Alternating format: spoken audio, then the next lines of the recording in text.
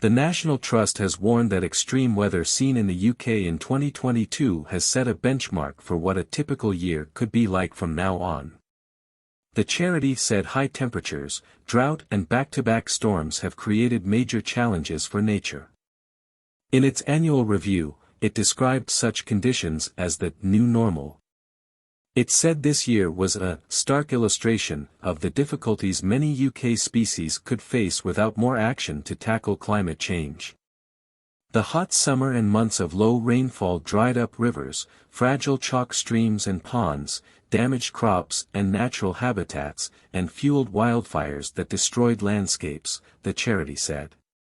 Wildfires on National Trust land scorched areas such as Zennor Head, Cornwall, Bulberry Down in South Devon, Baggy Point in North Devon and Studland in Dorset, destroying homes of species including rare sand lizards. In a separate report, the Met Office said 2022 is set to be the warmest year on record for the UK. The weather forecaster said its provisional figures suggest all 4 seasons range in the top 10 since records began in 1884, with the 10 warmest years taking place from 2003 onwards.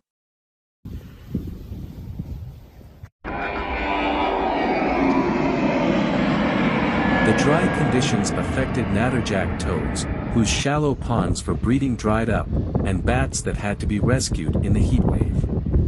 Trees planted last winter to store carbon and boost woodland habitat were hit by the drought and extreme heat. Salmons lost on estates such as Wimpole in Cambridgeshire and Busket and Coleshill in Oxfordshire.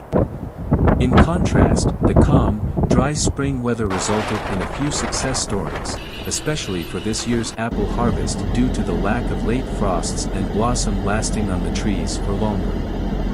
Many parts of the UK have seen an abundance of seeds and nuts such as acorns, beech masts, rowan berries and elderberries including the east of England, North and Northern Ireland.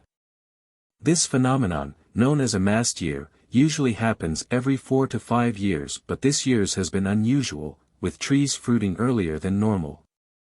The National Trust's climate change advisor, Keith Jones, said there was no escaping how challenging this year's weather had been for nature.